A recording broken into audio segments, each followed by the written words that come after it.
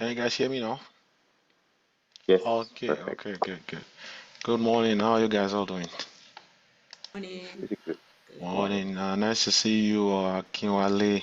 So, do you prefer to be called Wale or Akinwale? Wally, I'm going to change it now. Okay. I should rename. Yeah, and thanks for joining, Bosse. We have Tinu from New Brunswick. Where exactly? I couldn't remember again. St. John's? We can't hear Mountain. you. Mountain. Okay. Yeah.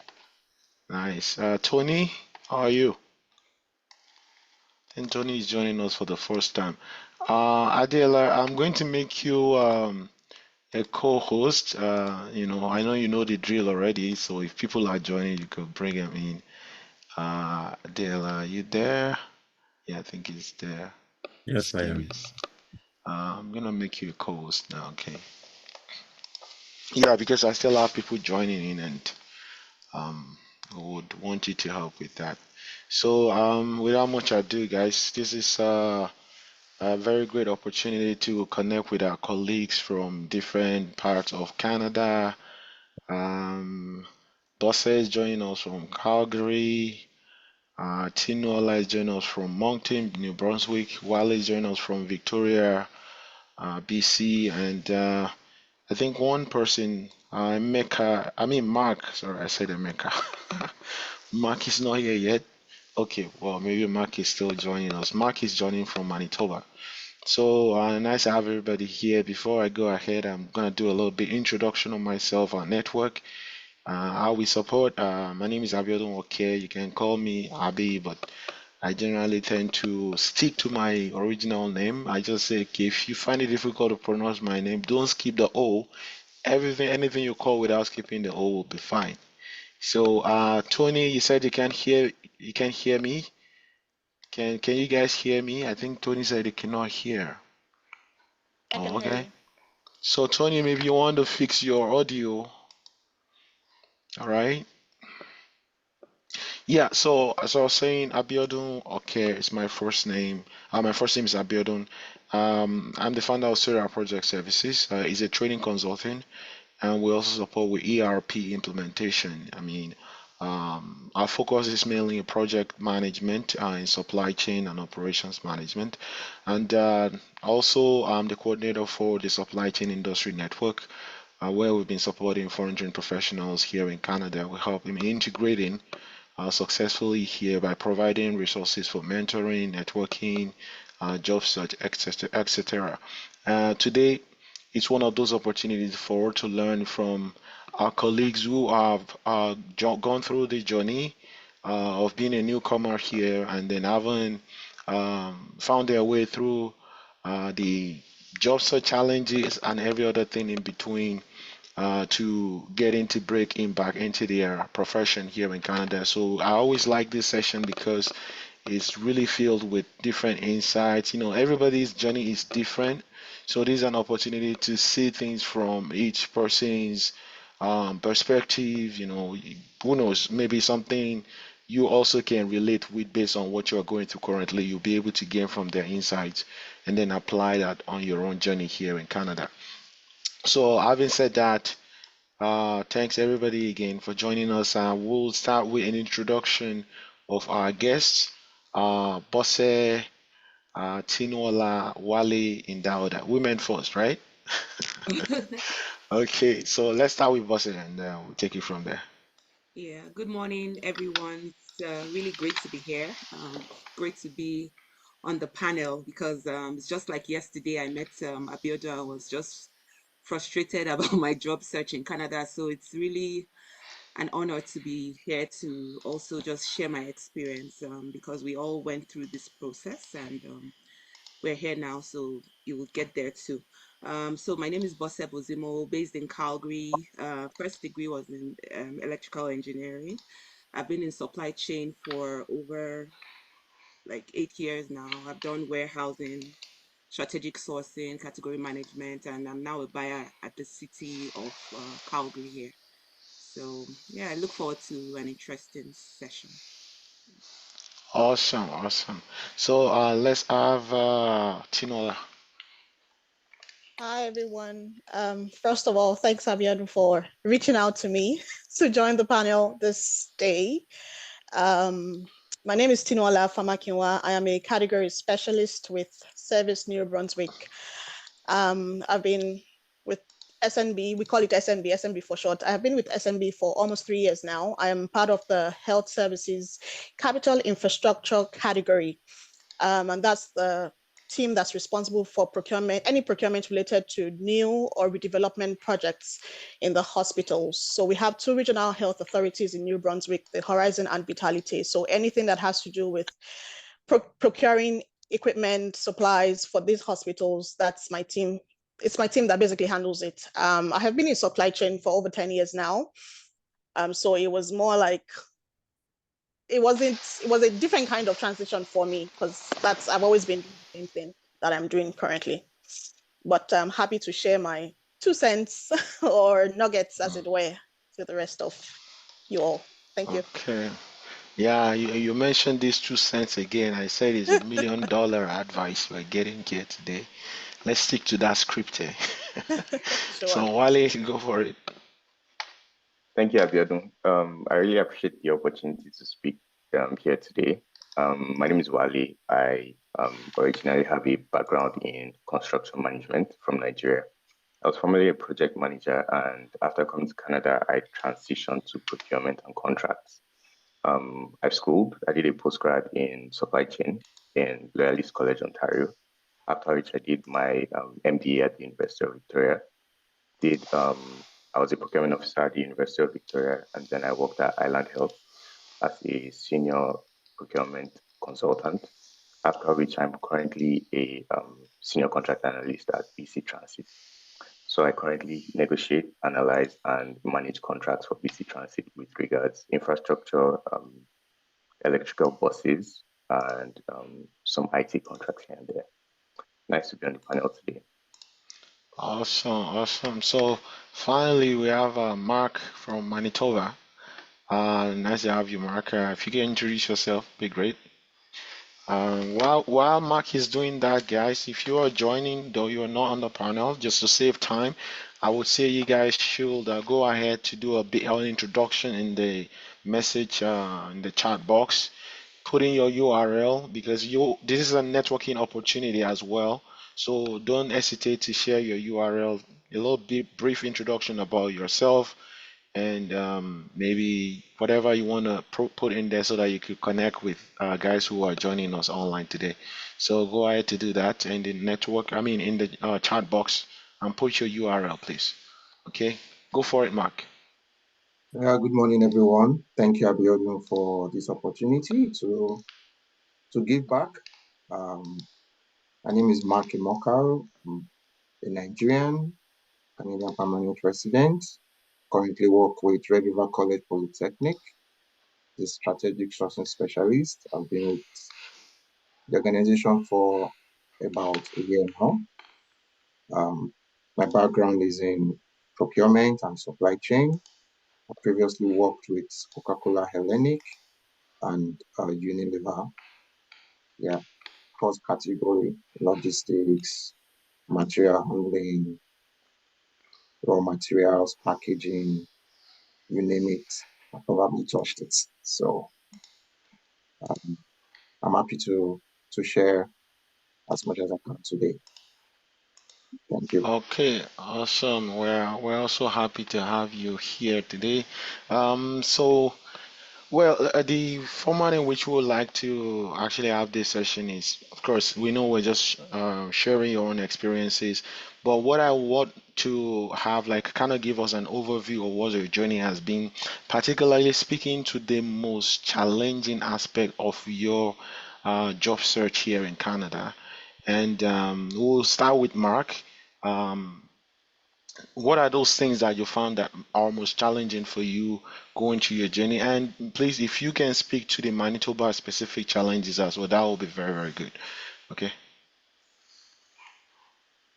Yeah, thanks, Abiodun.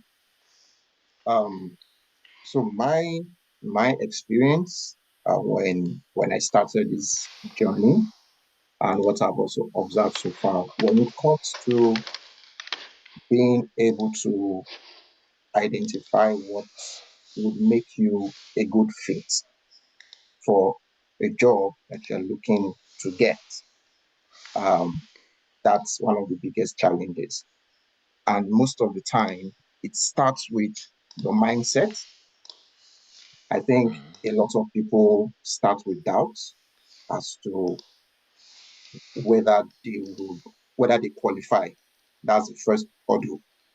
I found that to be a recurring question for myself every time I saw a job ad. As much as I wanted to get a job, but I saw that that question was always popping up. Are you sure you're qualified? And then even when you've convinced yourself that you're qualified for it, then the next question is, will I be able to do it? So that's one. The other challenge is the work that is involved. So here I was looking for a job, getting all these job notifications from LinkedIn, from Indeed, from Monster, from Magnet, from Google, Workopolis, all of them. It just felt overwhelming having to customize my resume for every single application, right? So that's another very tough one. You might engage the services of a resume builder, but the truth of the matter is you still have to make sure that your resume matches what you're applying for. And it's a lot of work. So that was another challenge, and it's still a challenge for most people that know. So how did I navigate these two challenges? So for the first one, which was about the mindset, I actually had to sit down and write out everything that I've achieved in my career in different spaces. And that involved things that I did directly, that it was under procurement as a procurement manager or as a supply chain operations manager. And then the things that I know through collaborative work that I did, like cross-functional, cross-category work that I did. I had to list those things down to say, hey, Mark, you did all of this, right? And you know it. So I did that self-talk repeatedly and started to change my mindset and started to see myself as being fit for any role that I applied for. Even if that wasn't practically the case, but at least I had that confidence. And then I realized that it also served as a motivator to overcome the second challenge, which was customizing my resume for every single role. Now, it was a lot of, but it wasn't easy, but just knowing, having that right mindset was like a motivation to sit down and put in the work that was required for what I wanted to achieve. And in doing that first bit, writing down all those things, I realized that beyond just procurement, I could actually do a lot of other things on that supply chain. So it also expanded the opportunities I was presenting myself to. And I did actually get quite a number of interviews for some of those positions before eventually settling for my current role. So hopefully I've answered the question. Just two nuggets: mindset. You did it. You've been doing this for years. So believe that you can. And secondly, be ready for the hard work, but the right mindset will help you, you know, actually go through this. So thanks, Mark. The one thing that you mentioned that hits the nail on the head for me is the fact that you have to write down the things you did while Yes. you are in your home country, because a lot of people go through these doubts when they go through these interviews, and it happens that things are not working out. They tend to think that they are not enough, so we call it journaling. So basically, you have to do some type of journaling of what you had done in your previous experiences, because then when you go to interviews, this also becomes a huge resource for you when you are answering questions during interview. So it is very, very important to write down those experiences you had back home, before you landed in Canada. It will do you a lot of good, So thanks for sharing, Mark. I think we'll go to Tino this time around. Let's go all the way to New Brunswick and hear what is going on there. I really want to know because I was in New Brunswick anyways. I'm in Manitoba, so I kind of understand that. But New Brunswick probably presents its own sets of challenges, different from what we see here in the West. So I want to hear more of that. Tino, if you can answer the same questions as Mark, that would be appreciated. Okay. So I moved to Canada March 2021. Like I mentioned earlier, I've always been in procurement. So when I arrived, my focus was still to get a procurement job, basically. So one peculiar, I don't know how it works in other provinces, but in New Brunswick, working with the government or like being a public servant, basically, is kind of more competitive compared to the private sector. Things are starting to evolve and probably change a little bit now, but back then, working in the public sector was just a better deal for you, basically. So that was my focus. And of course, the first challenge is you wouldn't see these ads on LinkedIn. You wouldn't see these ads on Indeed, for example. You would need to like go do the research, go on these websites. We have a lot of crown corporations that will probably have vacancies, but they would not publicize them. You have to go on their website to see that they have these vacancies. So that's one of the things that I realized, that I needed to actually put in some work and do the research. So beyond all of that, I'm coming from the private sector. I've always worked in the private sector. So I needed to be able to communicate the work that I have done in the private sector to suit what they are looking for in the public sector. Basically try and tailor my resume to what is being asked, right? So if, for example, there's a job ad and I'm going through it and I'm like, oh, I can relate to this. I have done this before, even though it's not said in the same way. What I want to do is to create a scenario that speaks to what they're asking for. Sometimes I would literally lift words that they have used, right, in the JD and put that in my own resume so that when they're looking at my resume, for example, they can see those words. Those things are just catching, they're like eye-catching or they're eye-popping and they can easily relate to it. So that was another work that I need to do. And of course, I had to have like several CVs or several resumes for all of these roles I was going to advertise because they were not always going to have the same language in them. So it's definitely a lot of work. It can be stressful, especially if you don't get a positive response. It can be draining, to be honest, but you just need to keep at it. So those were like the challenges, or that's like the peculiar scenarios that tends to occur here in New Brunswick. Many of these ads, the really good jobs, you wouldn't find them on the easy to find platforms like the LinkedIn's or the Indeed. So you need to do a lot more research. That's really how it works here. Okay, great. Great. Thanks to hear some perspective from your end there. Um, well, I want to switch the questions a little bit for Bosse and Wale because I'm familiar a little bit with,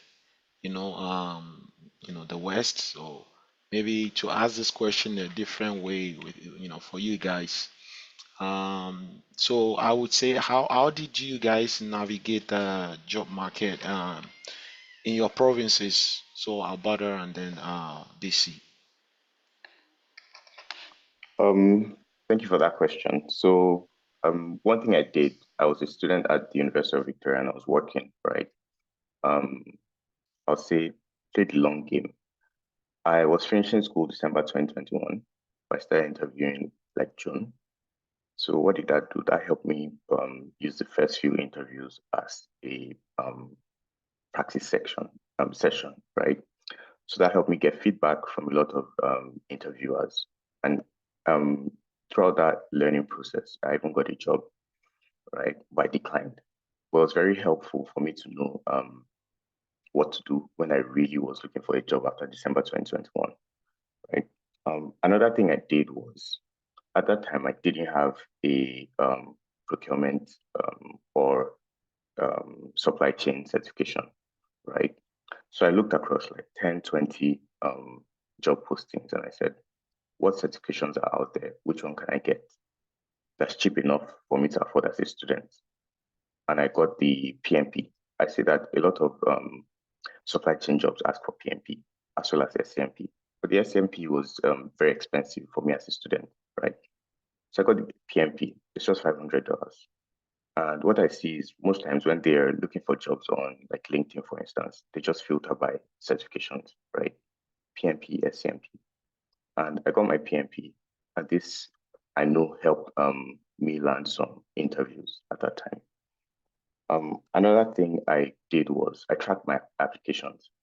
I have an Excel sheet that tracks jobs I applied to, date, location, and even closing dates of the job, and extra notes in case there's anything peculiar about that job, right? This helps me track the resume I'm using to apply for the job. Do I need to switch it up? Is there any issue?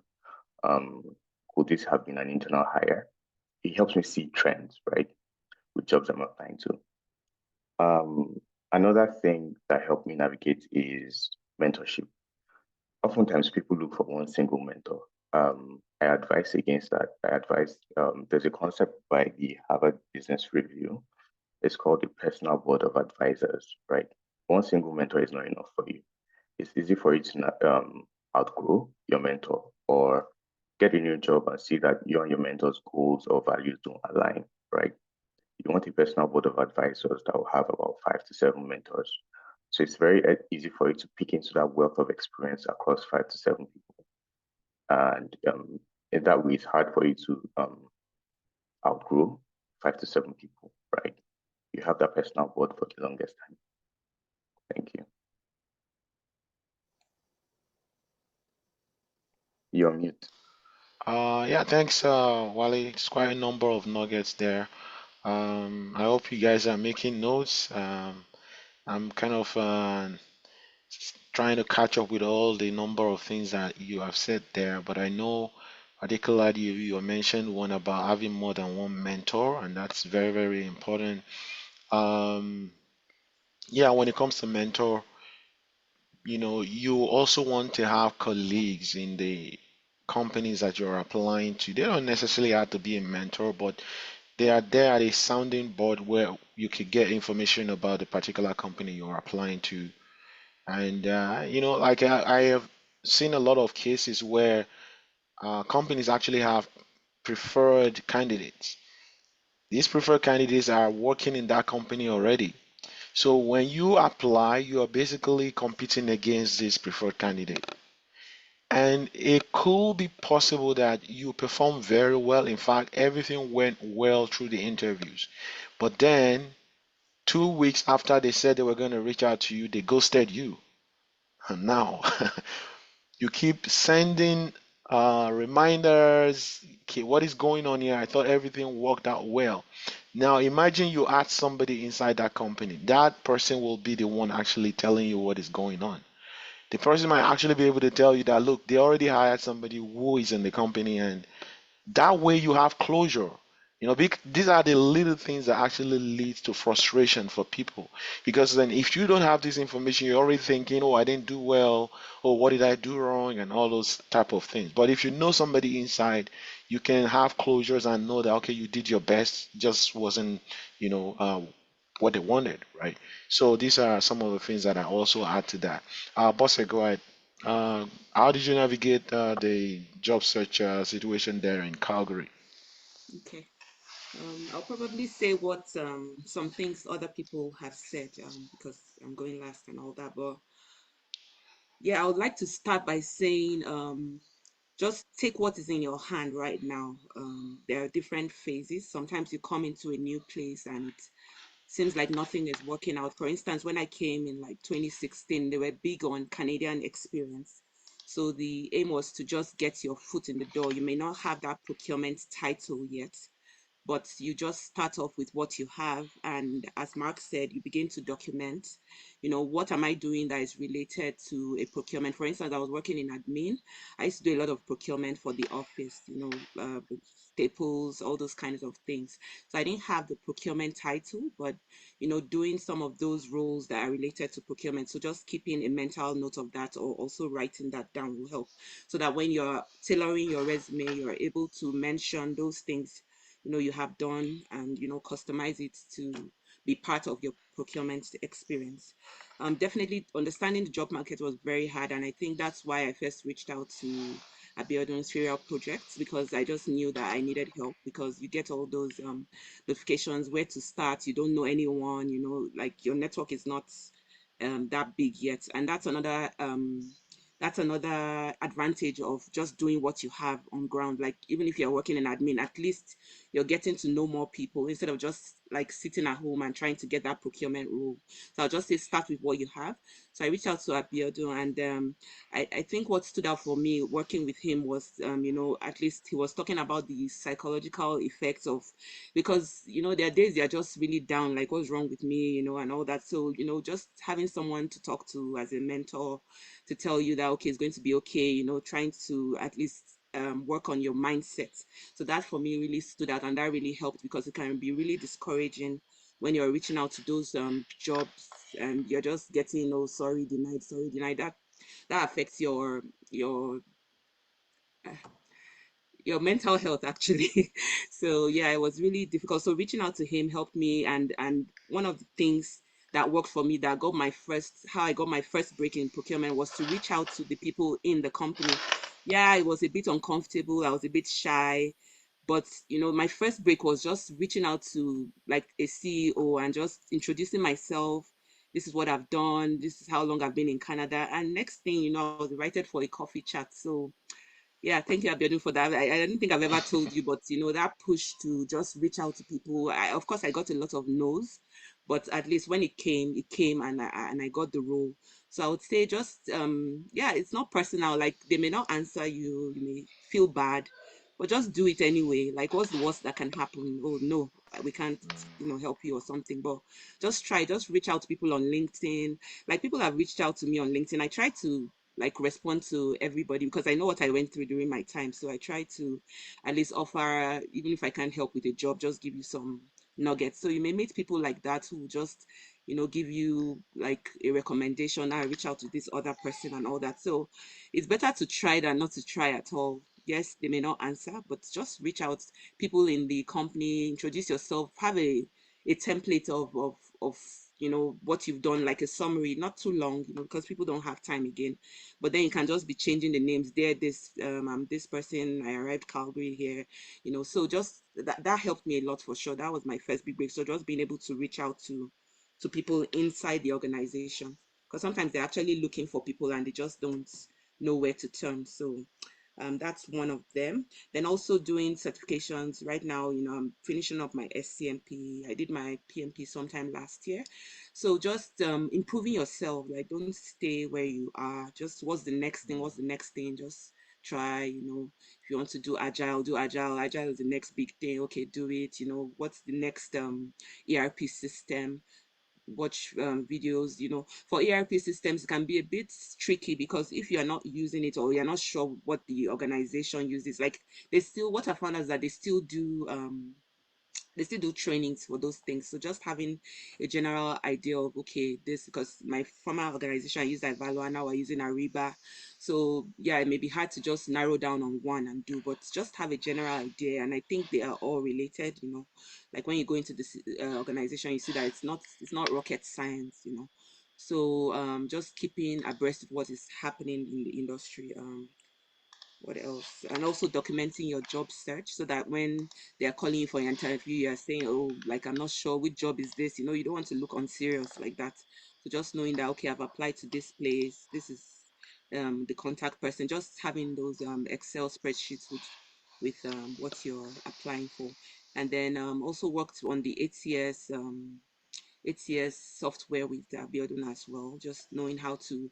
I think we should just keep in our mind, the aim is to just get that interview, no matter what it takes, like just to get in front of that interviewer. So even if you have to do word for word, just put it in. Now there's ChatGPT, just put it in. The aim is to get in front of that interviewer and be able to sell yourself.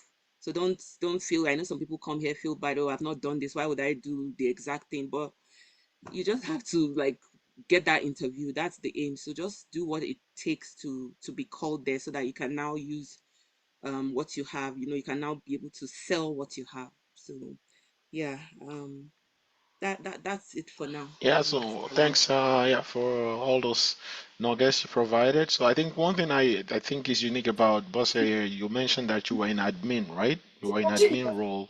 Yeah, so yeah, it's quite interesting. Even during that time, I believe she mentioned she reached out to somebody within a company, and that's actually what got her the first opportunity. So imagine you didn't do that, right? Because that's actually what led to our first breaking into the industry. So, like she mentioned, we're missing a lot of opportunity if we're not reaching out to people within the company. And when we say reach out, I want to emphasize that let us reach out to our colleagues. A lot of the time, we want to reach out to the HR person. Well, I'm gonna say it again. I always say HR, they're just like procurement specialists. We are gatekeepers. They are going to tell you how the process works. They're not going to give you any soft landing. So if you are trying to reach out to them to say whatever, they're not going to have your time. So reach out to your colleagues, or at least maybe a senior colleague. Those who they've gone through the journey themselves, so they have that empathy to be able to, help, maybe whatever information they had to provide to help you. But when you're just reaching out to HR people, you are most likely not to get any response from them. They are very busy. Okay, those are some of the reasons why they won't reach out to you. And when you reach out to them, you want to be straight to the point. Okay, it's not up to them to respond or not to respond. Oh, I applied to this job, blah blah blah blah blah. Just go straight to the point. Don't do any, trying to do small talk or whatever with them. Just go straight to the point because this is their own work. They just want you to go straight to the point, and they have a lot of stuff on their plate to work with. But if it's your colleague, it's different. They can empathize. They want to hear your story. They want to tell their own story. So focus more on your colleagues. You will probably have the job titles that you are targeting, or those who are a bit senior above them. Those are more likely to respond to you than reaching out to HR folks. So thanks everyone. Really appreciate that first round of discussion. However, I would like to hear if from any one of you guys who are listening and who are here, have any questions for them. So we have, I don't want to mess up your name, Chin, right? Is that correct? Yeah, But right. tell us how to Yes, that's pronounce it. correct. Oh, Yeah, okay. thank you, Zero. Yeah. Awesome. Okay. Can you hear me? Yeah, loud and clear. Okay, thank you very much. Firstly, I would like to thank for this meeting. It's very powerful and very meaningful to share your inspiration and some information about the supply chain and opportunities for the newcomer here. And I just want to have a question. I have gone through some struggles to send the resumes to some companies, and I have received any feedback from them. And to me, I have a question about that. How can you tailor make your CV or the resume to meet the company expectation? And what is the common questions when the when employer asking for the applicant? Thank you. Um, Abiodun, you're on mute. I don't know if you are there Oh, and can yeah, hear me. sorry. Yeah, so Oh, if I heard you right, I think there were two questions. The first questions you had was, can you help me with that question again? I remember the second one, not the first one. yeah. Yes. It was saying that one is not getting feedback. Responses, yeah. Yes, and then let's say it crosses that particular challenge. The next question was, what will you have to say? Like, what type of questions would either the recruiting manager or specialist Okay, ask or the during the hiring manager would interview. ask? Yeah, yeah. So it might Okay, not, for some of them, might not be interview, it might just be the recruiter reaching out to you first. And sometimes it's the hiring manager that reaches out to you first. So those were his questions. okay. So who wants to answer the first one? Yeah, I can give it a go. Okay. I see Wale is also offering to. So Chin, the first thing you want to do is to ensure that your resume matches to at least 75-80% what the recruiter is asking for, right? So if you have been doing that and you are not getting responses, that is why you have a platform like this.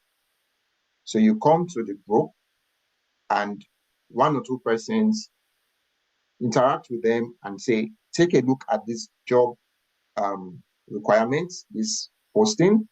This is my resume. What do you think? Right? What I'm telling you is what I also did, and it helped me. I know there was a time I also reached out to Abiodun to help me review my resume before I got to Canada, right? So that's one thing that you can do. Then I think it was Bosse. Bosse mentioned the ATS. Some organizations use that software to scan through your resume to see if certain keywords are there, right? If they are not there, your resume does not even get to the recruiter and you don't get any feedback. For some, you get a feedback that says, you are not a good fit right now. We are keeping you in view, that sort of thing. And that's the last you hear from them. So those are the steps that you take. Practical example, there is a lady that came to Canada in December. She got a job in February, but she was having a similar experience. So what she did was she reached out to me and I looked at her resume. We used a job description, one of the job requirements, to work on that one. So she understood the principle of tailoring your resume, right? Then she was getting interviews, but she wasn't getting the job. And she came back to me and said, this is my new challenge, just like you asked, Chin. And I asked her, how do you answer the questions? Like she just answers the question. So these are some of the things that so I told her about the STAR model that she used to answer. The 2 weeks later, she got a job. Now, a lot of these things you will learn by being very active on this platform with Supply Jobs Canada, supported by Syria Project, because there are people there that can actually help you, overcome these things. Now, what sort of questions would they ask? For every job that you apply for, have the mindset that you are going to be called for it. At the very minimum, the recruiter will call you, okay? And usually what they will ask you will be, tell me, that's the most important question they will ask you. If it's coming from your recruiter, tell me about yourself. Now, tell me about yourself. They are not interested in anything really that's not related to the job you've applied for. And I think that's the mistake a lot of us make, right? This person is calling you with respect to a job application, right? That's what he or she is interested in. So tell me about yourself. It's an opportunity for you to give what I call an elevator pitch, 2-3 minutes. Write it down somewhere if you like for every job and say things about yourself that will show value and relevance to the job that you're applying for, not your work life history. Tell them why you are a good fit for that role based on the things that you've done. That's what that is about. That's your elevator pitch. Shouldn't take longer than 2 or 3 minutes, right? So for the first question, if you're not getting any responses from the applications you've been sending out, maybe it's time to take a look at your resume, look for one of those jobs, bring out the job requirements, and let's see if there is a proper match, if it's adequate enough. Then you understand the principles, so you can replicate it for other job applications. Then I'll also add this. When you are job hunting, it's a game of numbers, primarily.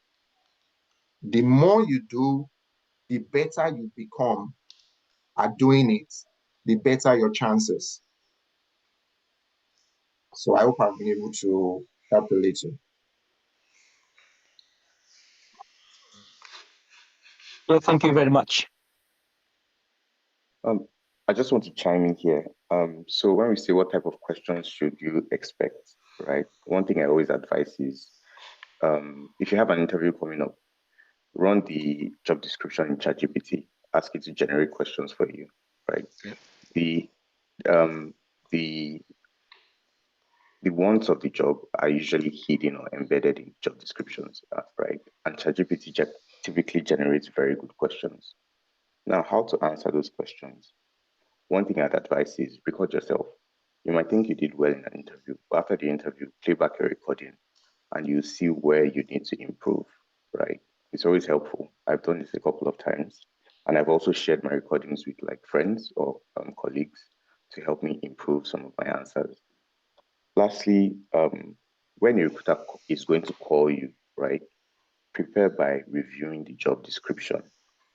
One thing is that recruiters are usually non-technical people.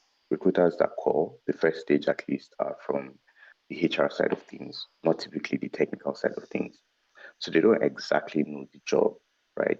So when they ask you questions and you're answering, right, as opposed to speaking from experience, you want to speak to the technical terms listed in the JD, right? Because I believe when they're going through your answers, they're going to say, has this person hit some key terms, right, used in the job description because they're not technical. And an example or where I got some insight from this was a time where a recruiter called me, right? It was in my early years here, and I wasn't hitting those keywords, right?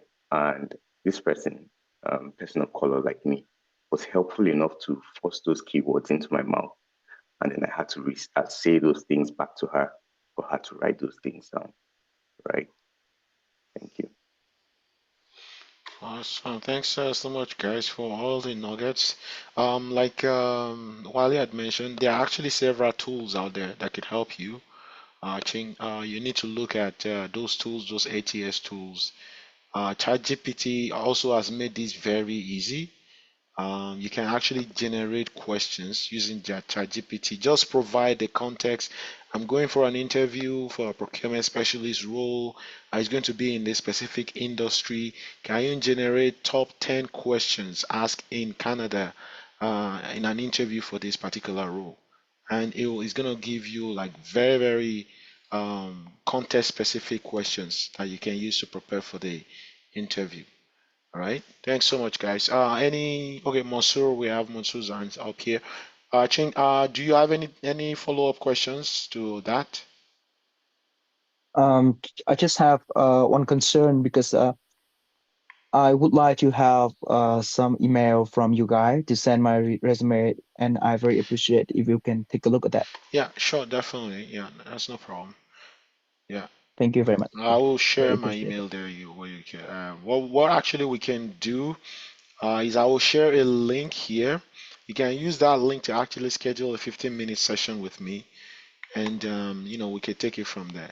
Because sometimes people will come across like, oh, it's the resume, but then there are a whole lot of other things that is going on and that needs to be figured out.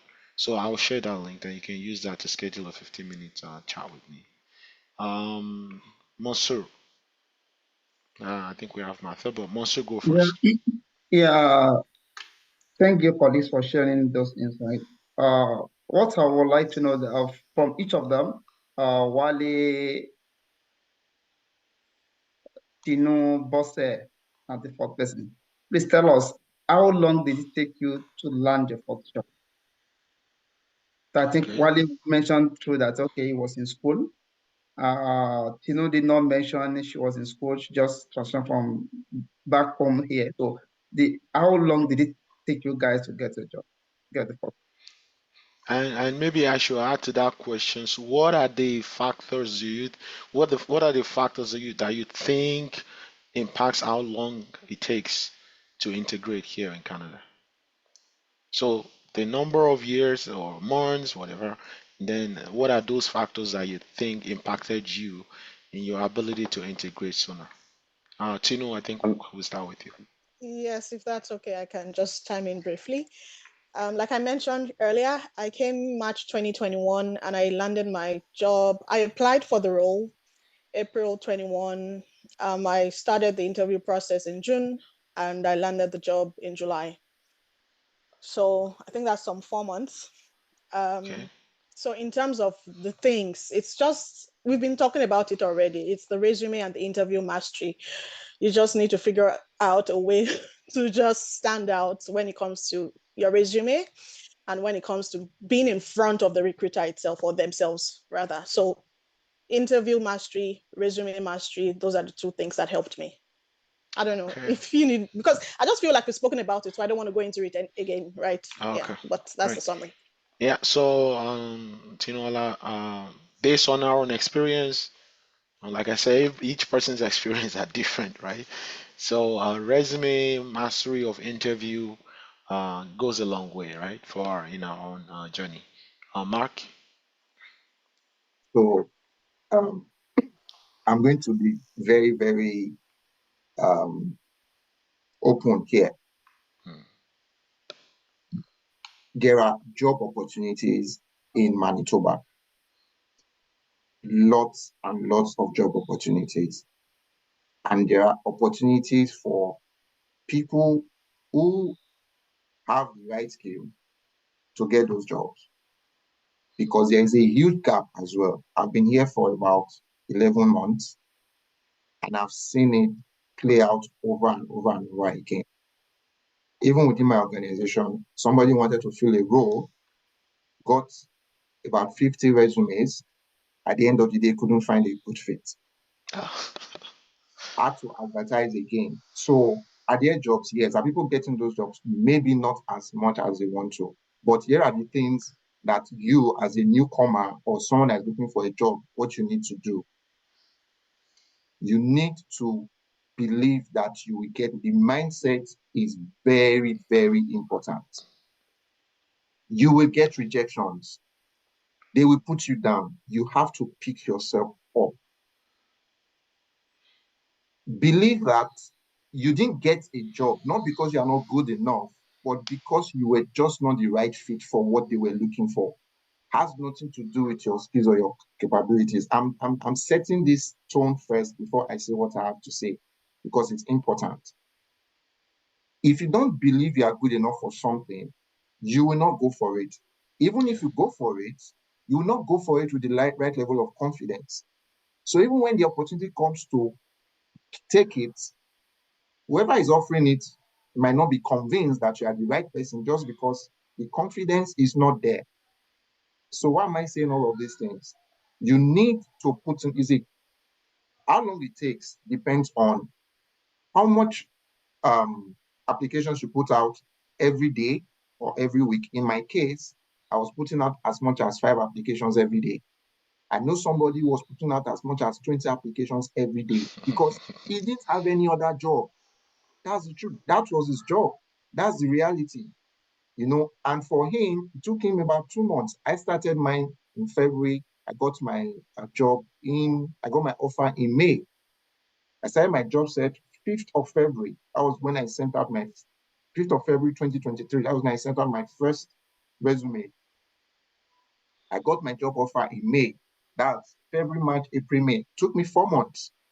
This guy took him 2 months. He was doing 20. And you wonder, how was he getting 20? He had alerts for different types of job on LinkedIn, not just one, on Indeed, on Monster, Magnet, Workopolis. He was everywhere. Glassdoor, he was everywhere. And in 2 months' time, he got his job, right? Another example is my wife. My wife started searching for a job in August of last year, and she started working in October. That's September. See, 2 months. But guess what? When she started searching for a job late July. By the 4th week, she was getting discouraged. And I told her, you just have to keep at it. You need to have that positive spirit and that positive mindset for you to keep going for this. And that was what in our own case, it took her about 3 months. It took me 4 months. But this is what you must do.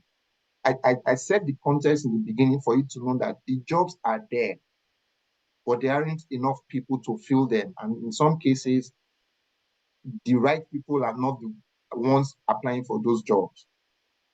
So you have to believe that you are the right person, be sure that you're actually the right person, take some of the tips that you've heard here, put them to work,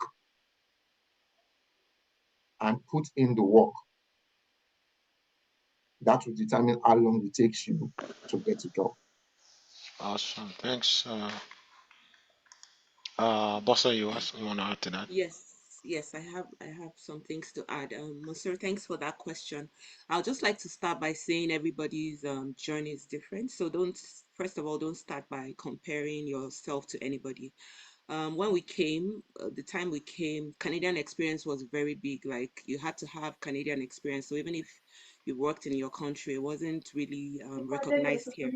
So the aim was to get your foot in the door, like I mentioned earlier. So I'll say it took me like 3 years because like I mentioned, I did some admin, in those 3 years, I've worked in the warehouse, I've worked in IKEA, I've worked in FedEx.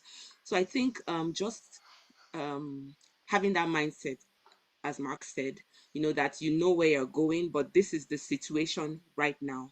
So the aim was to have some supply chain experience, even though it was in warehouse, at least it's a start, right? So like you can now write, okay, I've been in the front facing or let's say back end of supply chain, like warehousing. At least you're seeing how goods are being moved and all that. I haven't gotten that office job that I want, but I'm going to start with this. I was even working nights one time. So I think you have to really be resilient. Like, you know where you're going to, you know what you want for yourself, but accepting what is there now, finding the supply chain in what is there now. If you have to go and work in Amazon, if you have to do this, writing down and saying, okay, this is what I'm getting in terms of supply chain.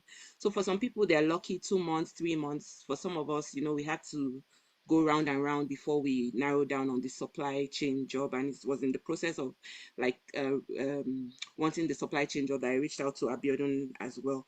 So and then also finding out what's in the market. What are they looking for? SMT, SCMP.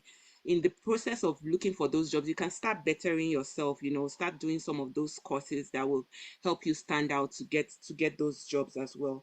And then I also did a lot of career fairs. Also, how fast you integrate into the society helps as well.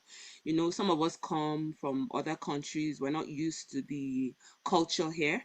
So you can start with going for informal stuff, like one time I used to go for like book reading in the library. You're just seeing how people act here, how the culture is. You go for when I was in admin, they gave us tickets to go for the circus. So just like that, you're integrating, you're beginning to see that okay, networking is a big deal in Canada. You can't just be a one-man mopo and really succeed here. You have to kind of know people in that industry. So supply chain nights being organized by MRU, you're there, those kind of things. So that really helps you in terms of like integrating. From there, you meet people, you say, oh, I'm looking for a job and all that. So you can't just be in a silo or on your own and think. Some people are lucky, they get it, but I think that really helps when you integrate into the society, um, doing what you have now, bettering yourself in the process, making notes, taking notes, and all that. So that's just what I wanted to add. So, Awesome. So how many months were you able to integrate, Bosse? um, so when I started, so maybe like a year, because when Okay, I came with little kids. I wasn't really going out initially, the kids were so little, but maybe in like a year, when I started 12 the months. programs, yeah, and all that. So yeah. 12 months, yeah. So one thing I also realized, or that I remember Bosse mentioned, networking is a major factor for her. So that played a major role in our transition. And of course, reaching out for mentoring as well. So, Wale, you want to add to that or? Oh, yeah. So I think the MBA mindset in me wants to break this down into a framework, right? Two factors can influence your how quick you get a job. Two factors, one external, one internal. External is the broader economy. Is the economy good? Is it bad? There's sometimes we've seen that the economy is bad here and there are not many jobs, there are layoffs. And we've seen economic prosperity where there are a lot of jobs. That one is out of your hands, right? The internal factor is the work you have to do by yourself, right? That one is in your hands.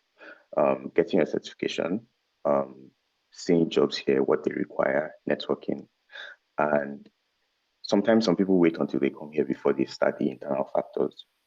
But you know you were coming to Canada. You got your PR like 3-4 months ago. Why didn't you start networking when you were in Nigeria? I have a colleague, right, a BC Transit. He's Indian. He's been my friend since 2018. I got to Canada 2019, right? And like, you can start networking from Nigeria. You can start tailoring your resume from Nigeria. In fact, you can start applying to jobs from Nigeria. And this is what I call testing, right? Testing the market. You get a job in Nigeria. You get a job when you're in Nigeria and you decline, which is fine. But you get an interview, right? There's a lot of learning experience. So those are generally the two factors. Awesome. Thanks, Sarah, so much. Yeah. So, Wale has kind of broken down into, two different categories. The ones you don't have control over. So, what I want to emphasize here is this. Now, a lot of people get confused by the external factors, like the things they don't have control over. And the reason why I say this is, so for example, the issue of Canadian work experience. So that's one of those things you don't have control over. The employers will ask for Canadian work experience. You don't have control over that, right? Now, how do you manage that situation of Canadian work experience? Even though you don't have control over it. Well, what are the ways to navigate this type of challenge? That will be my own follow-up questions to this. Because give or take, this is really the major issues when it comes to getting your first job in Canada. What experience do you have in Canada? Okay, so Yeah. how do you navigate this? Okay. Okay. Sorry. Wally, go ahead. Wally, go ahead. Okay. Thank you, Mark. So first thing is play the long game, right? And when I say this, when I first came to Canada, I was applying for jobs. I didn't get anything. So I started reaching out to work pro bono for some companies. Yeah. Even reaching out to work pro bono, some companies weren't accepting. But I had two offers when I started working at the university.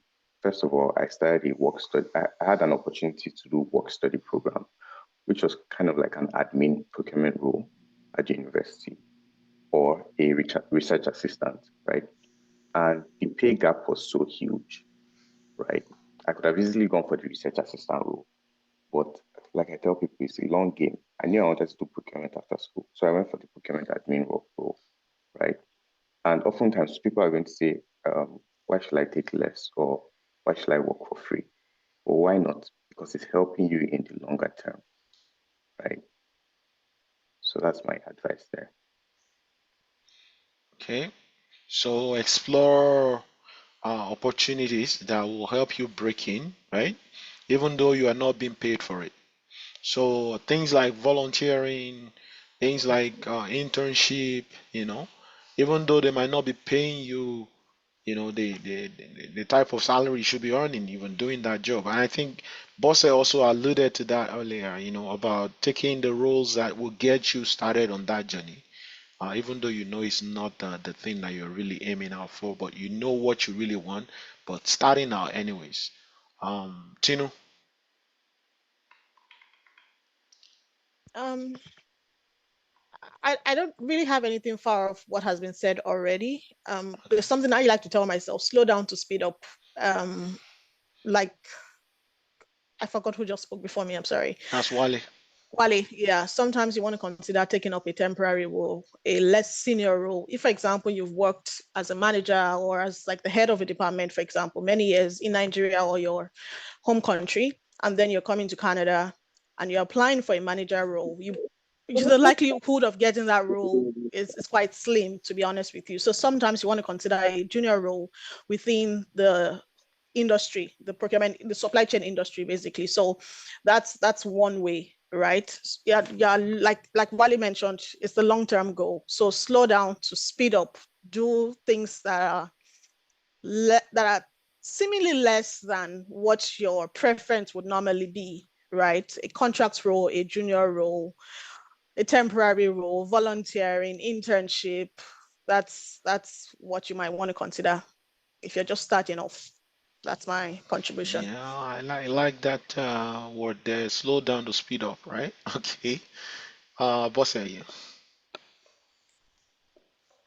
Yeah, like I've said, just it was big during my time, so just kind of like get that foot in the door, whatever it is, at least you're having the Canadian experience is better than not having that. So just start that, whatever it is, try to relate it to supply chain or to where you're going.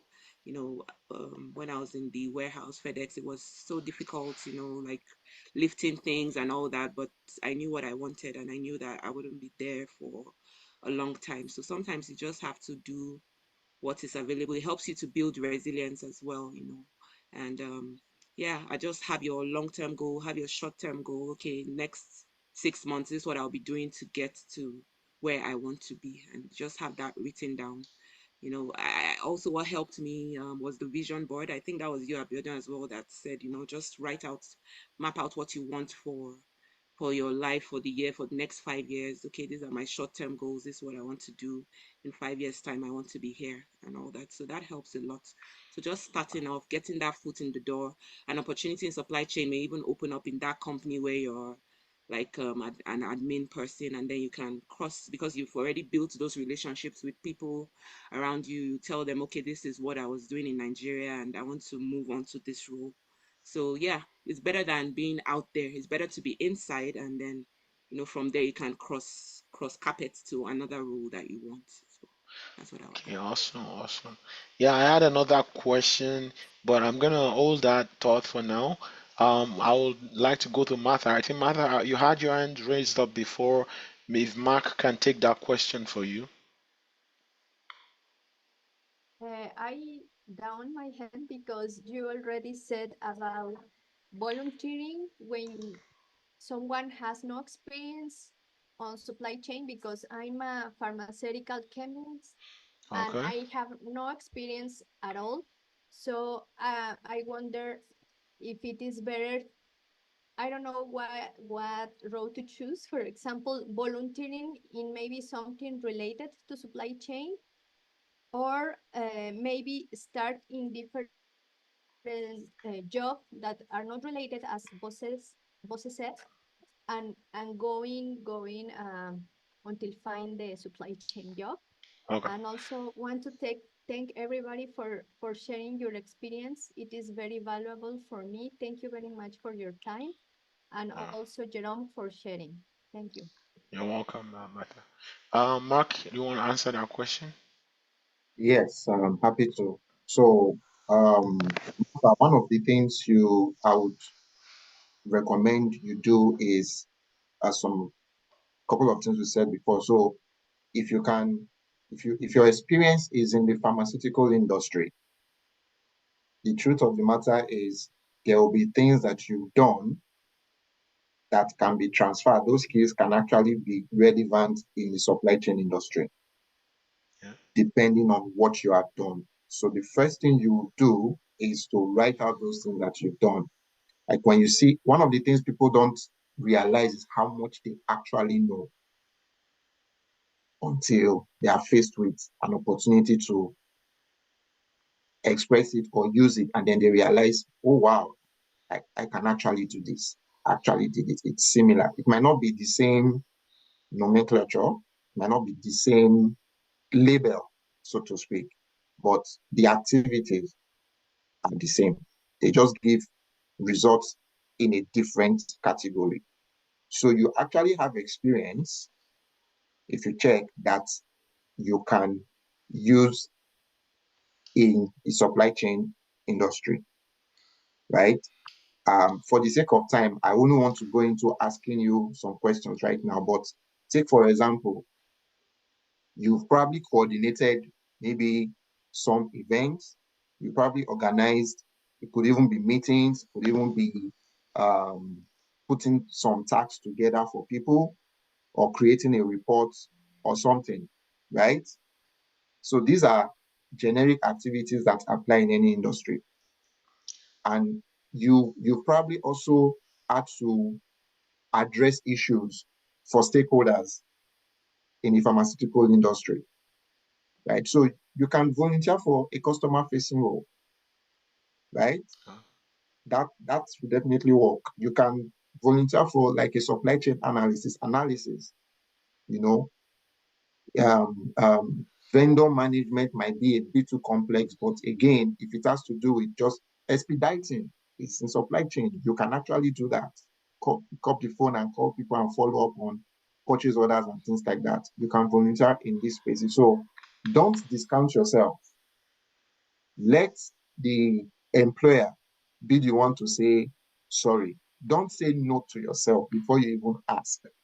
Okay, that's also very important, right? So, and just to add to that, answering the question about Canadian experience, somebody asked me a question, one of my mentors, when I was looking for a job and I mentioned Canadian experience. He asked me, he said, did I have Canadian experience before I got my job? And the answer was no. He got his job while he was still in his home country, right? He didn't have Canadian experience. So again, do not disqualify yourself because you don't have Canadian experience. If you feel so strongly about it, thank God for the follow-up question. Now we've given you some tips that you can use to try and gain Canadian experience. Look, right now it's construction season in Canada because it's spring and we're moving into summer, then it's autumn or fall before winter, and then all construction stuff. A lot of construction companies are looking for people. They might not advertise. Again, take a cue from our sister in New Brunswick. Go to their website, you'll probably see that they are advertising for different kind of, you might not find those on LinkedIn, right? So again, I think it was Wally said, understand what, like the macro factors. What is the season now? This is a season where lawn service companies will be looking for people, roofing companies will be looking for people, road construction, civil construction, building construction. You can start from there to get your Canadian experience. It's like a quick fix. It's not where you want to be, but it can help you get to where you are going to. So that's my bit. Okay, great, great. So the one thing I want to add to that, Martha, is for somebody who has a different background but trying to navigate, the one good thing going for you already is that in supply chain, majority of us actually have a different background. Majority of us didn't study supply chain to start with. We navigated, to supply chain having done one thing or the other before. So, but to have a leverage, especially for this transition, you need to think about obtaining a certification. I don't know. I think there's a noise there. Um, So, so you need to think about obtaining a certification. So this certification serves as a social proof that even though you have a pharmaceutical experience, pharmaceutical background, you know the foundational knowledge, or you have the foundational knowledge of the role that you're trying to explore. So it gives you a step up, when it comes to being considered for that role. So that's one thing I'll add to what Mark already said here. Um, Sorry, Falashade has a question. can I just add something Okay, to go ahead, Bossy. Martha's own? Yeah, I think I heard you mention English. Did you say something about English? Like maybe you're not good in English or something. Anyway, if you did, I just wanted. Oh, you didn't say anything like that. Oh, okay. No, Sorry no, about that. I just wanted to but say I'm that. improving. I'm Okay, improving okay, my okay. I thought you English. said that, yeah, but there are many courses that can be done, to improve that as well. I just wanted to And add that. Sorry. Yeah. okay, thanks. Folashade. Good afternoon So from before you go though, Tino, if you're still there, thanks for joining us. Tino wants to attend to some personal matters there, so we'll let her go for now. Really appreciate you joining us today. Thanks, and hopefully we connect soon again for any opportunity for you to share with us. And by the way, Tino and Bossa, you guys need to connect. She's coming to Calgary. I heard Oh, that last week, yeah, okay. so she'll be there in Calgary with you guys soon. Yeah. Okay. Okay, Thanks then, for having me. Good luck, everyone. All the best. okay, then, yeah, bye for now. Bye. So, go ahead, Falashade. Good afternoon, everyone. I'm Folashade from Toronto. I got this link through my lecturer from Centennial College. So I have to join the group. And I noticed that there's no one from Toronto here. So it made me feel somehow bad, but not really. I think I need to connect with people from other province. Maybe I can transition into the province as well. Okay, fine. My background was in accounting, and my first program here is international business management, while my second program is project management. Actually, in my mind, I have a motive of working in a logistic company or a supply chain. But due to my background and where I work, because I work as a frontline officer, as a teller, precisely from Stanbic IBTC and Access Bank correspondingly. But due to the fact that I don't have background in procurement, I don't have background in supply chain or anything, I was a bit skeptical about where I want to move into. I'm currently an international student here, and I don't know the next step to take. That was why I felt a bit convinced. And where I'm working presently now is not even, it doesn't have anything to do with the career progression that I want. I'm working in an X sector where I work with an agency as direct supply, and I think DSW, development support worker, in which I don't like because I really want to work in a logistics company. I work with FedEx for like 2 weeks through an agency too. But while I was working there, I think I have a keen interest in working in that organization. But right now, I don't know what to do. I don't the certification to get, and I don't know where to start from. So I'm Okay. thinking if I can navigate through some people that can give me the the knowledge or the keen or the pointers that I need to get into that field of mine. Mm. And perhaps I'm looking for several companies in which I can volunteer to have basic knowledge in that organization as well. So even if I want to transition into that profession, I will know what I really need. But the major thing, I don't know the kind of certification to get into that profession. Okay. So I believe the profession of interest here is supply chain and procurement. So I'm going to answer from that perspective. So usually this type of question is more personal, in terms of to understand your own background, which you already mentioned some of the things you've done in the past. But I think to really say, oh, you need to do this specific certification, we need to know, okay, more of the underlying context, your experiences, your education. So all of this will then lead us to say, okay, well, maybe this is the one. But if I'm going to make any suggestions at all out there, we know we have different options in terms of certifications. We have the SCMP, which also has what we call SMT. So SMT is like the introductory, it's like a certificate, so to speak, which is not the main certification. And ASCM also have their own programs. This is the one that we are offering. So ASCM has a lot of different programs, from warehousing to procurement to logistics and all of that. So yeah, those are really like the options. I know there is a new organization coming out of Supply Chain Canada, but essentially is what Supply Chain Canada is offering, that they are offering at this point in time. So I'll only speak into detail about the Supply Chain Canada one. So these are like the options that you have, but not to also forget that Wale mentioned earlier about the project management one as well.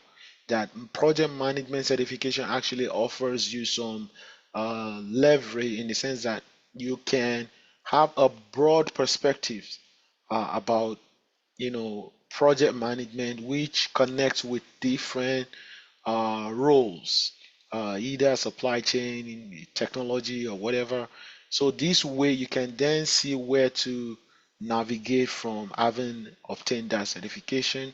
If it's going to be supply chain, if it's going to be project management, if it's going to be operation, or it's going to be business analysis, right? So these are the ones that I can mention right off the top of my head. But what I would also say here is I shared a link earlier.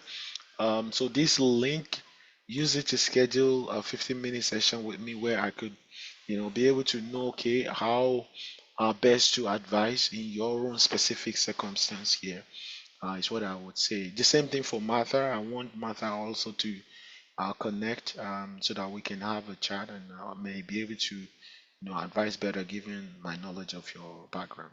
So I don't see any questions from you guys here. So let me get a question for our panelists here. So I think there was a question I had earlier, which also aligns with the direction that we're going right now with the other guys who have asked a question earlier. So if there was any job opportunity that you want newcomers interested in supply chain to pursue, fine, it is not exactly supply chain role, but it's a role that gives them a step up to an actual supply chain roles. So what are those roles that you would advise that they pursue? So you've heard from Martha, you've heard from Falashade, you've heard from Chainsaw. So which role do you think is a role that gives them that leverage to break into supply chain and procurement from your experience?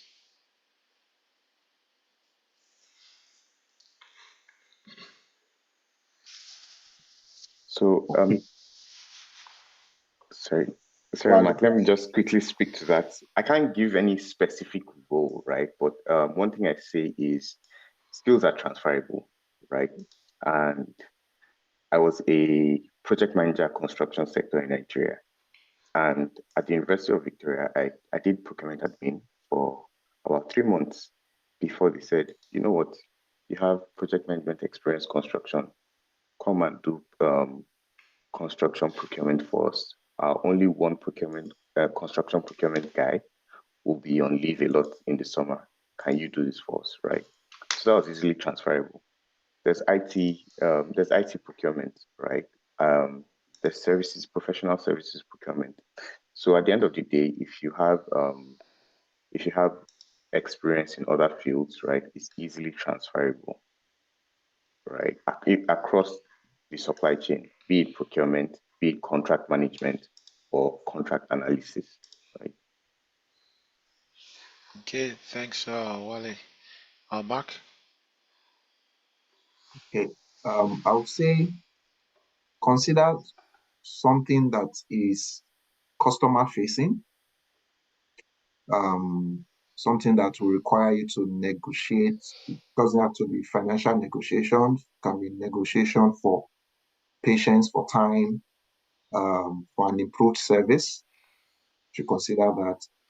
Also consider sales. Sales, because sales requires you to engage with people and convince people to do something. So in doing all of that, you are gaining potential customer feedback, insight, understanding needs. Because one of the things when it comes to procurement specifically, there's something called needs identification or needs definition, right? So it helps to build your skills in that respect. The customer facing role will help to build your stakeholder management skills, communication skills. These are relevant in supply chain. So these are some of the examples that I can give you. Again, another one that you may think is far-fetched is the role of, say, an executive assistant. So you can be the executive assistant to a procurement director or a chief procurement officer, where those are available, consider those as well, because then you'll be the custodian of a lot of supply chain information. And from there, you can actually progress to the role of a supply chain analyst or a procurement analyst.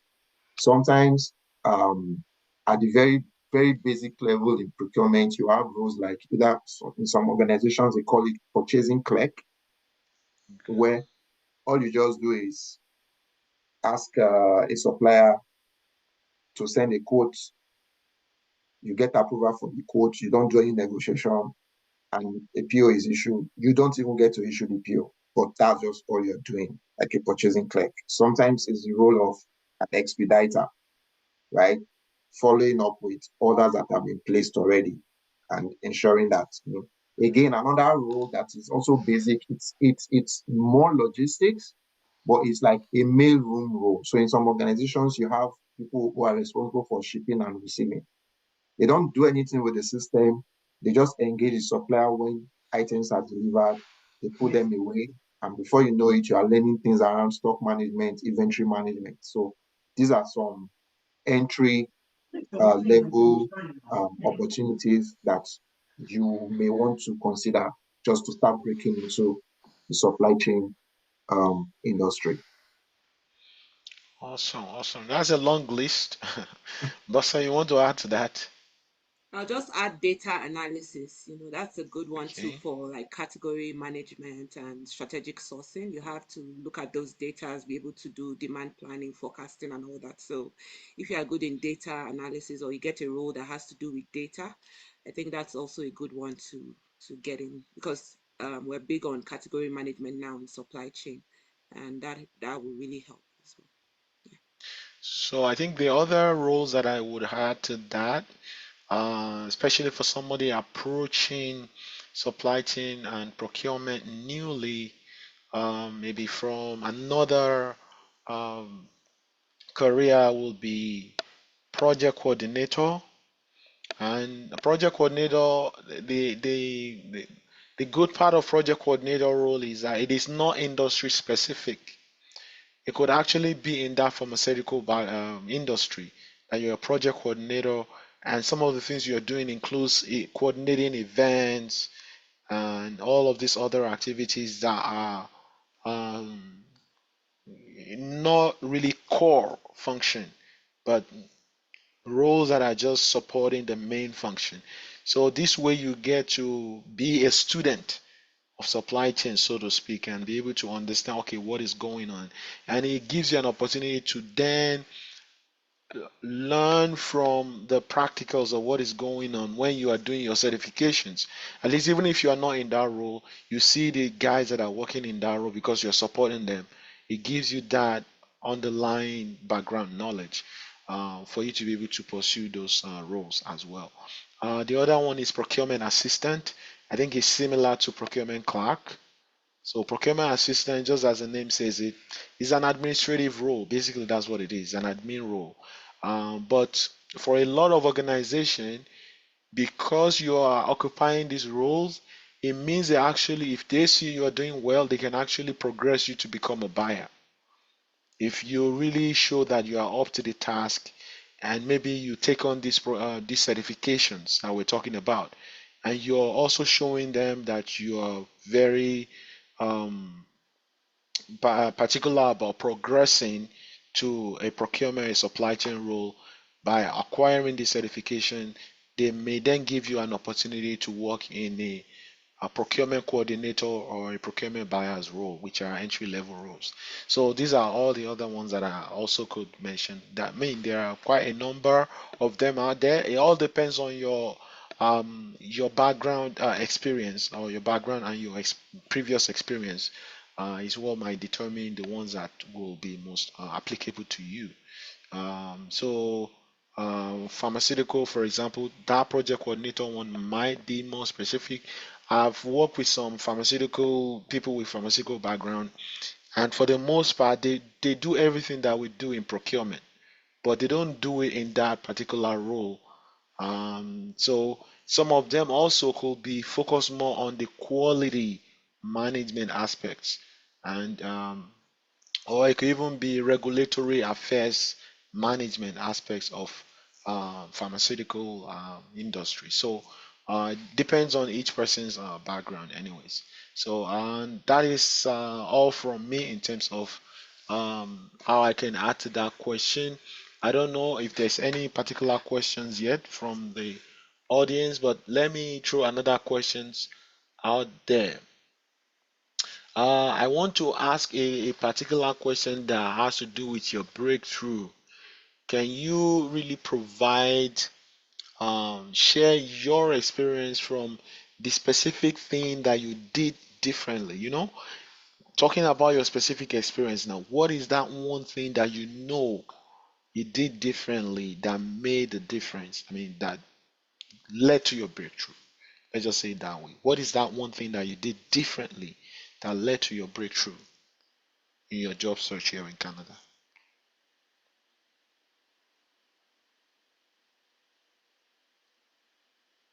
Mark, you want to go for it? Yeah, sure. Um, hmm. So I've said a lot of things. Critical amongst them was the mindset, but practical things, um,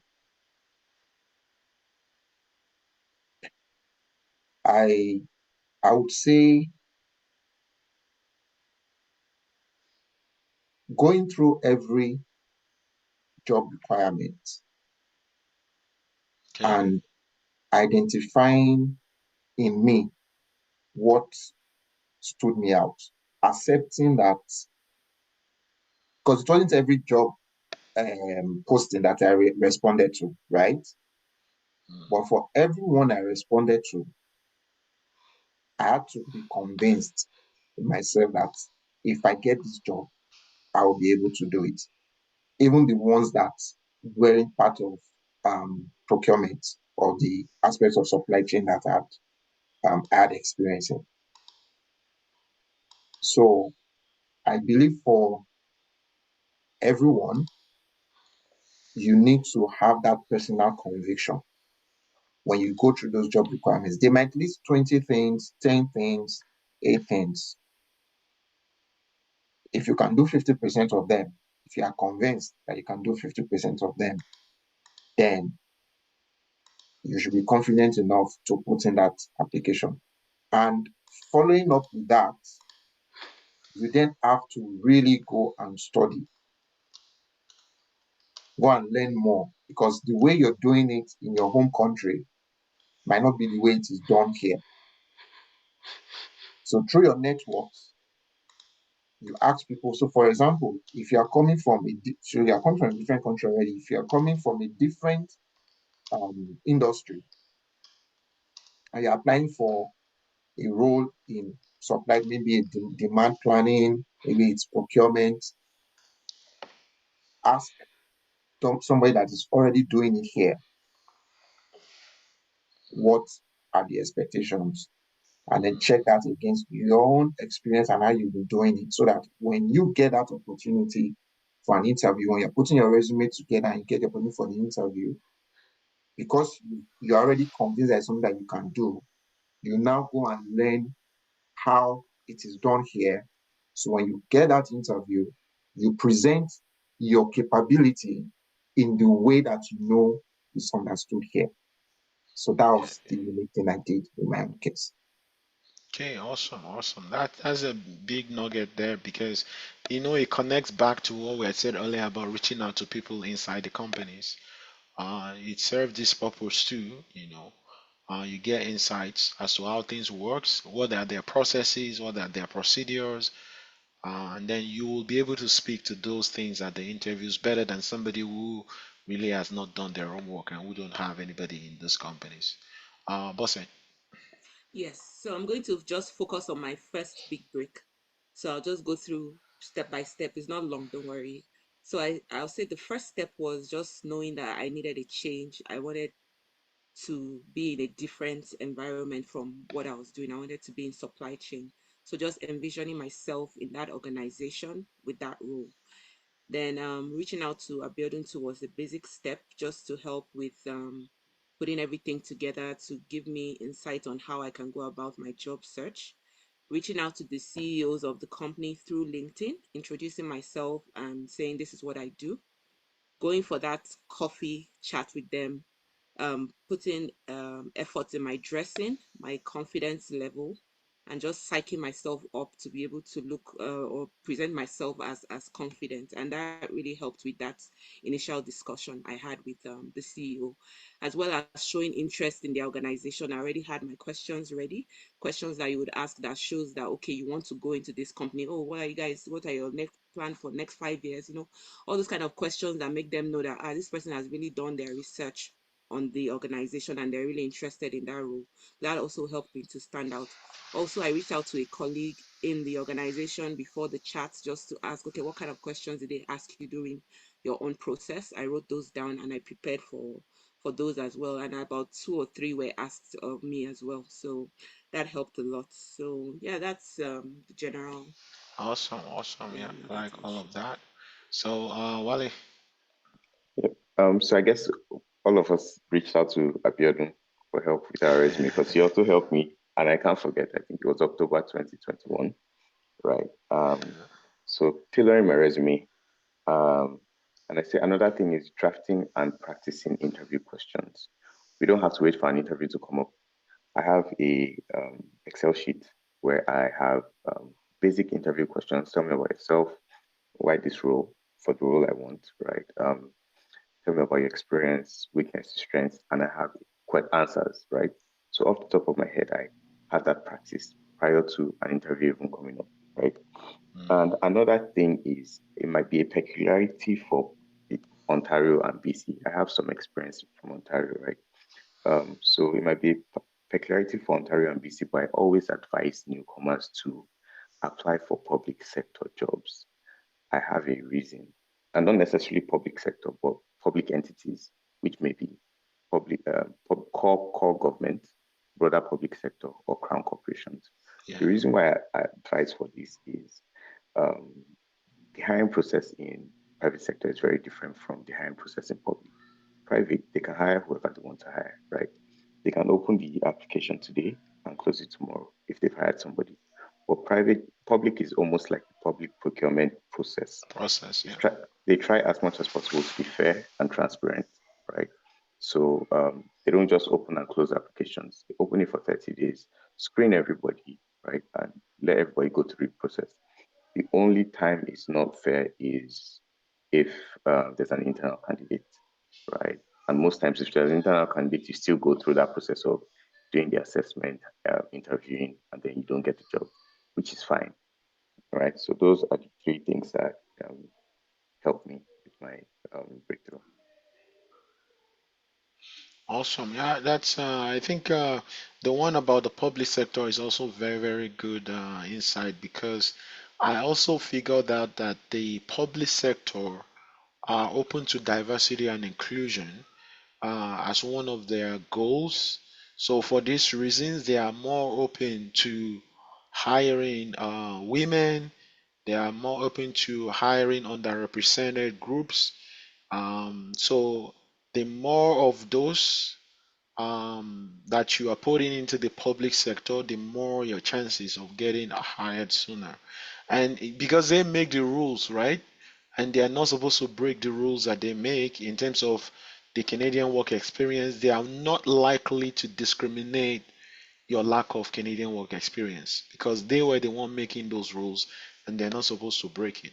So that might also be one of your considerations when you're applying to make sure that you're applying to more of public sector than private sector. And the public sector, private sector thing is also an interesting conversation, right? You could get hired by a private sector organization today, and in the next 6 months, things are gone down the drain, and then you just let go like that. I've heard a lot of those stories. Whereas in the public sector, it's a unionized work environment for the most part. And when it comes to these type of decisions, it's not something they made on a knee-jerk reaction the way it is done in the private sector. So more so a way to protect your own employment as well. Sometimes I also encourage to do more of public sector than private. Now, when you have the experience and you have some type of leverage, then maybe you can try out the private sector at that point in time. So, thanks. So the next question I want to go to might be the last one, so that we can close out or sooner. By like committing 2 hours to these sessions is not easy, right? Like I always tell people, there's nothing free. Somebody is paying for it, and it happens to be you guys today. you know, so having to commit your time to what we're doing here today. So and the question that I want to ask pertains to interviews. So, what were the questions that you asked at the interviews? They will put it back at you like, oh, do you have any questions for us? And do you think this made a difference? Just kind of sharing your experience about your interview. It could be your first one, it could be any of your interviews. What are the questions that stands out that you've asked during interviews? So I have a basic set of questions I asked. Okay. What's the structure of the team? Especially when I'm lazy to draft questions, right? I just have these questions off the top of my head. What's the structure of the team? What's the reporting structure of the individual in that position? What software tools do you use? And I've forgotten the last one, but it's basically 4 questions I always have at the top of my head. Coming to your second question, does it influence a decision? In public sector, no, it doesn't. It doesn't influence these. How public sector. I've seen a sheet where they used to mark your interviewing before, right? They have scored questions. They have non-scored questions. So your question doesn't really do anything, right? It only maybe influences your personality to these people, right? To maybe change some of their scores in other questions. I don't know if that makes sense, but typically it shouldn't. With regards private sector is very unstructured, right? So they may not have a scoring sheet, right? They may just, how private sector, like we said, they may just go with the vibe and say, okay, this guy seems smart, we'll go with him. So yeah. Awesome. Yeah. Okay, so I think I'll break it down to relevance, right? Why the question you ask, okay, let me personalize it. The question I asked depends on what I perceive in the course of the questions we've asked me. Conversation. Yeah. In some cases, in other cases, I want to, like in the public sector, and I completely agree with Wale. Most times in the public sector, it's about ticking the box. So whether you ask the right questions or not, they want to fill the role because it has to be filled, and that's it. Then in some cases, it might be somebody internal in the private sector that wants to score a point. Whether you do well in the role or not, it doesn't have like a major impact. So sometimes it's political, but you can tell that based on the questions that you're asked, the body language. So you look out for those things. But in my case, these are the questions. I want to find out why you are recruiting for the role. Okay. What happened is it a new role? Did you just create it? Or is it an existing role that you want to fill?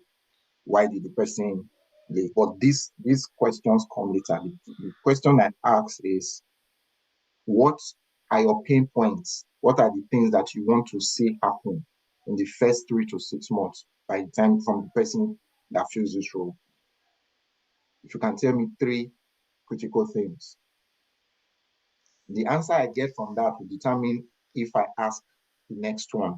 Because sometimes the response would be, well, it's a role, you've seen the job description, we just need somebody to come and do these things. So it means they just want to fill the role, right? Then if that's the response, the next question I ask them is, okay, so what would be the success factors? What would be the things that I would have to prioritize for you to say I'm successful in this role? So I asked that question too. But if the person responds to say, okay, here are the things that we are filling this role for, these are very specific things, then my next question will be similar to what I asked to say, okay, these three things that or four things or whatever they list, how long have they been a problem?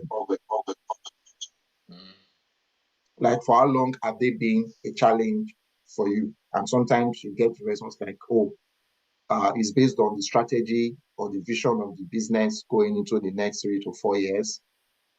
And then that's to give you some comfort to say, okay, if I get this, then I can make an impact. It's really what I'm doing here, asking these questions is I'm telling my interviewer that I'm looking to come in to make impact, to fix your problems, to bring solutions, and not just to, tick the box. Fill the seat. Yes. So in the private sector, that is very important, especially when they want to fill the role for a specific reason that is relevant to the overall business goals and objectives. So these are 4 questions that I asked.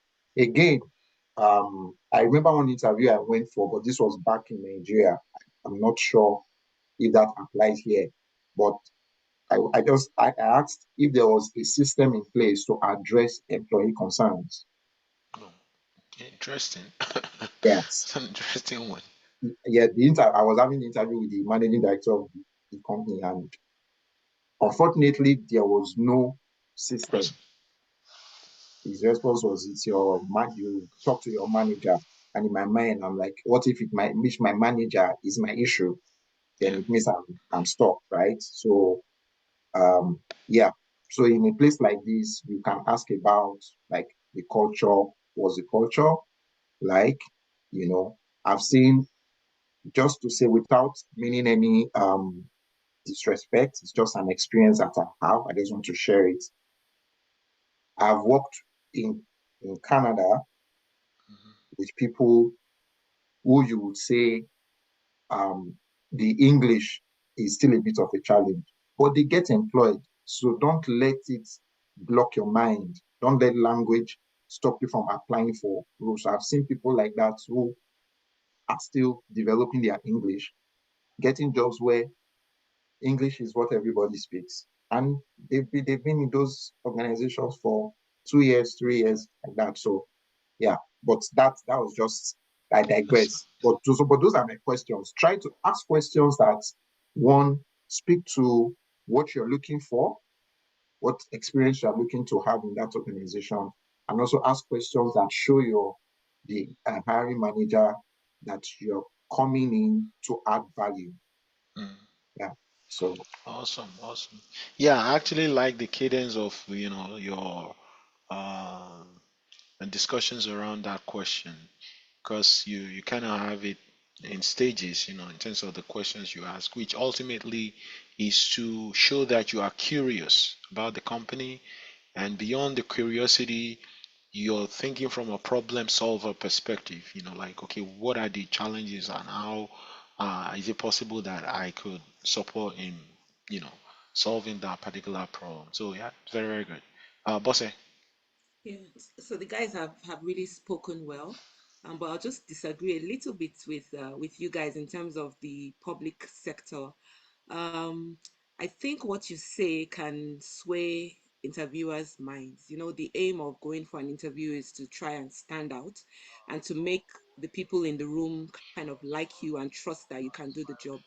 For instance, I work for the city of Calgary, and I know a colleague that has applied there like about 60 times before he got the role. So I think these jobs are really high demand. So you want to go in there and say things that will make you stand out, that will make them, hire you. So it's not, well, in Calgary, it's not that easy to get into the public sector. Those jobs are very coveted because of the work-life balance and everything. So I'll say still prepare to wow the interviewers, ask questions that shows that you're interested in the organization, and that helps. So for me, I look at the company, where the company is going, I do some research. So for instance, there was a company that was getting big on sustainability. You know, you go there, you ask them questions, okay, what are your plans in the next 5 years towards sustainability? It just shows that you've done your groundwork, you're really interested on what they're doing. And then sometimes even making them to talk, okay, what's your day like? What's a typical day in your life, as maybe it's the manager interviewing you. People like to talk about themselves. So those kind of things just help you to stand out, like, okay, this person is even interested in me. So I would say you will do everything possible to get that chance, because there are millions of people that are looking for that job. And when you get in front of that interviewer, you want to wow them and then step out, and hopefully they call you back. So anything it takes. So, ask them questions about themselves. There was one I asked, okay, I went online, I saw that your staff are really happy, they rank number this. What would you say differentiates your company to make staff so happy about working in a place like that? They're happy about those kinds of things. So those are the kind of questions you can ask during an interview. Okay, awesome, Wale, go awesome. ahead. So I like that you raised that. I have a very peculiar situation, right? I did an interview where I had to do a presentation. First of all, my presentation skills are quite good, and my slide decks are always amazing. I know this because I've done a lot of interviews. I have prepared slide decks, and I can share some of those with, like, case studies with the group or with Abiodun. I can share with everybody. And I did one interview where there were three panelists: director, manager, and HR, right? And with my questions, I didn't really answer them too well with regards like my leadership experience, because it was a manager role. But with my slide deck, I killed it to the extent that one of the interviewers was taking screenshots of my slides during the interview, right? And they were trying to, because of my slides, they were trying to sway things in my decision, right? But the HR person in the room had to remind them that, look, we have scored questions, we have scored categories. Because of this guy's slides and his presentation, you can't move things in his direction. I don't know if that makes sense. And I think of this hiring process, the HR guy in this case, as a public procurement process, as the public procurement person, where imagine if a vendor has been evaluated and the evaluation group likes another vendor. But unfortunately, you have done your evaluation based on the criteria, and things are very rigid. You can't necessarily sway things in the other vendor's favor, right? So that's my thinking with regards to process, right? Yeah. Yeah, and the one point I want to highlight there, you mentioned about the presentation. Like, I think it's also another session we want to have here about how to actually convert your interviews, to a job offer. So one of the things we've always mentioned in our network is that you want to go to an interview with a PowerPoint, because this stands you out from the rest of the candidates. I mean, it's only few people that will go to an interview and then have a PowerPoint ready. And this PowerPoint is actually addressing some of the issues that Bosse had mentioned. So if you know this company is working on sustainability, have you done something on sustainability in a previous company? And is it something you can highlight in the PowerPoint that you're going to present? Right? So a lot of our guys have said that, okay, well, when you go with a PowerPoint, fine, they are not expecting you to come with a PowerPoint, but it's up to you as part of your own, you know, pitch to actually then do a PowerPoint that provides value proposition about your candidacy, which takes you way up, in terms of the candidate that you can actually remember after all of that interview will be the candidate that did the presentation, than the other ones that didn't do the presentation. And I want to highlight what Bosse mentioned earlier about, you know, people like to tell stories. So when you're asking question, you want to ask a question that actually gets the hiring manager to tell his story or her story. So a question like the one she asked about, okay, I noticed that you know everybody's happy here. How what is the cultural or what is the difference in the culture here that makes everybody seems to be happy and content with the work that they do? Or you can even ask some personal ones that you notice that they also migrated to Canada at some point. Like, what were the things that they did differently, to help them to grow to this point in their career as a manager or something like that? So this is something that would set you apart from the remaining candidate, because remember, this guy or this lady is the one that has the highest influence over the person that is going to be selected. Forget all the process. They are the ones that have from my own experience, what I've seen is that we will do the paperwork. I will hire who I would hire at the end of the day. you know so besides that, the hiring manager wants to be comfortable with the person that they are going to work with, and it's the person that kind of relates with them, or that have that level of rapport with them that they want to work with. So all of these things makes a huge difference in your ability to convert an interview to a job offer. So that's just the little piece I would like to add here. So that said, I would like to round up. I want to thank and appreciate you, Paul, Mark, Ebose, Wale, and Tinola, who joined us earlier, for this opportunity to learn from one another and also to learn from those who ask questions. We want to thank everybody. Um, I know everybody is kind of behind their camera here, but if you can do us that favor to show up on the camera so we know those who are here with us, uh, and then to appreciate every of our guests today. Thanks, everyone. Okay, I can see Emmanuel and the rest of them there. Thanks for the opportunity to share this insight and experience. I also learned a lot from all that you have shared today. Next week, we'll be welcoming newcomers. So if you have newcomers in your community, those who are just joining, and just coming to Canada newly, let them join us next Saturday. We meet here every Saturday. The first Saturdays is when we welcome people. The second Saturday, we talk about a specific job search challenge. The third week, we do a mock interview, and the last week, we'll do an info session like this one. So, thanks everybody for joining us. If you haven't joined our network, it's supplyjobs.ca. I shared it earlier. From there, we'll bring you into the WhatsApp, and you have an opportunity to network with everybody. What I always encourage is we have over 500 people in our network, and they are all over Canada. So I think Falashade earlier was saying there's nobody from Ontario here. By the way, the largest number of people within our network are from Ontario. It just so happened that the guys we invited from Ontario couldn't make it in. So that's why you didn't see any one of them here today. So I encourage you to reach out to the guys on the WhatsApp, you know connect, like you need to take it beyond just, oh, this person is also part of the network members, especially those who are within your cities. They're in Calgary, reach out on the personal level, try to connect, build rapport. Like I always say, the type of relationship we're building in our network is a lifetime one. You never know, some of this guy will be your boss, later. We're all on different life journey.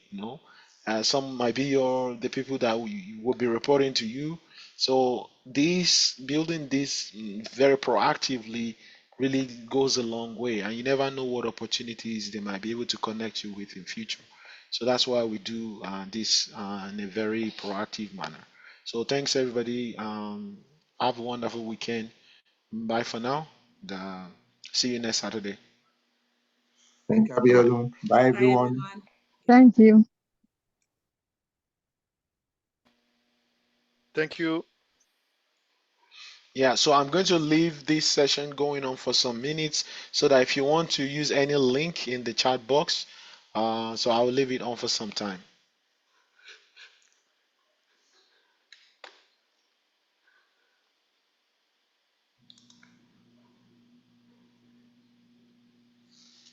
Thank you. Have a Okay, nice bye, weekend. Martha. Bye.